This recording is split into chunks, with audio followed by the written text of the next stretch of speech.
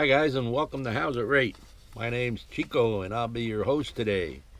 And as you guys know, the channel has changed a little bit from its what it used to be, and we're going to be discussing foods and healthy foods, unhealthy foods, and why it's a good idea to eat things that are unprocessed, that are occurring naturally in nature. Fresh fruit, the fiber that's in it, meats that are unprocessed, things of that nature. So last time I was out here with you guys, I mentioned that one of the things that was really bad for you and processed to the hilt was corn oil. And then I said you'd be surprised at how it's made. Well, I decided that I'm going to tell you how it's made. And first, before I even tell you how corn oil is made, I'm going to tell you how a healthy oil is made. And a lot of you know that olive oil is a healthy oil. So how's it made? Well, you got a bunch of guys. They go out to the orchards for the olive trees. I guess that's what they call an olive, a bunch of olive trees, orchard. I don't know for sure. But they pick all the olives, and then they bring them back and they crush them.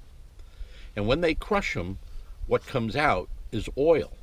And in that first pressing of the olives, what comes out is extra virgin olive oil, the best oil out of the first pressing. Now, what they do is they continue repressing the olives and they get more oil, but it's not extra virgin. It's a second pressing or a third pressing or a fourth pressing, and the oil is not as high quality as the first pressing, but guess what? It's still natural. Now, maybe, just maybe, they'll filter that oil. I'm not sure. In some instances, I know they let the particulates settle out before they bottle it. But guess what? That's all they do to it. That is a naturally occurring oil, and it's very good for you. Let's take a look at corn oil, okay? Not quite that easy. I got to read it to you. I can't memorize this, but I will read it to you. Now, I got this off the internet, okay, and I went to a whole bunch of different sites to make sure that the information I was getting was accurate. So here we go, okay? The first step, expel and extract. Corn oil processing starts with corn germ, which is the embryo of the corn plant, distinct from the starchy nutrients in the endosperm. The oil content of the germ is about 85% of the total oil in the seed. The first step in the corn oil processing is mechanical. Corn kernels are dehulled and then crushed with a grooved roller to break down the cell walls. The resultant cake is then wet milled, steeped in water, acidified with sulfur dioxide. That's the same stuff that comes out of your muffler, to separate the components of the seed. Okay, so far, we're not too bad. We're crushing and stuff and milling and junk and everything else, but that sulfur dioxide doesn't thrill me. Okay, now, oil is expelled from the germ using heated screw press, which can yield as much as 50% of the germ oil. And the remaining oil is stripped from the press cake with the solvent hexane. God knows what hexane is.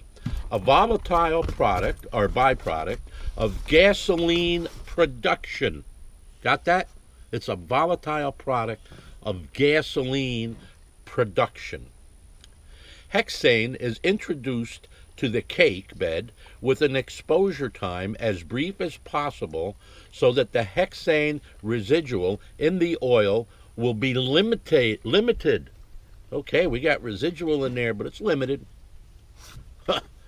The corn oil in the hexane solution is heated to vaporize the volatile solvent, which is captured as a condensate and used again. Then the heat expelled and hexane extracted oils are combined as crude corn oil. The remaining cake is processed for livestock feed. Interesting, huh? Wow. Lucky cows and pigs. All right, now the next step. Yeah, we're not done yet. Degum. Crude corn oil is filtered and then degummed. In steam degumming, steam is introduced at a volume of not more than 3% of the oil and is absorbed by the lecithin or other gums, making them heavy enough to be removed by centrifugation. Okay? In an alkali degumming, a heated sodium hydroxide solution is used to absorb the gums and also neutralize any free fatty acid, followed by washing the oil with hot water to remove any soap, formed in the process. Byproducts of the alkali process are sold as soap stock. Interesting. We didn't do that with the olive oil. I don't remember any soap in the olive oil. We're not done yet. Nope, we got to go to page 2. Okay. Now, guess what we have to do here? We have to bleach and deodorize. Yes. Corn oil is bleached with clay that has been activated with acid wash to remove any metals native to the clay. As a result, the clay absorbs color, pigments, residual soap products, and metal ions from the corn oil. The clay is then removed from the oil by filtration. Clay, oil, oh my Lord. If a partially hydrogenated product, such as margarine or shortening, is being produced at this time in the process, the heated oil is exposed to hydrogen gas under pressure. The oil is refrigerated to crystallize any waxes, which are then removed by filtration. A continuous steam treatment deodorizes the oil in a distillation tower, carrying any remaining impurities out of the top of the tower with the rising steam as the finished oil is removed from the bottom.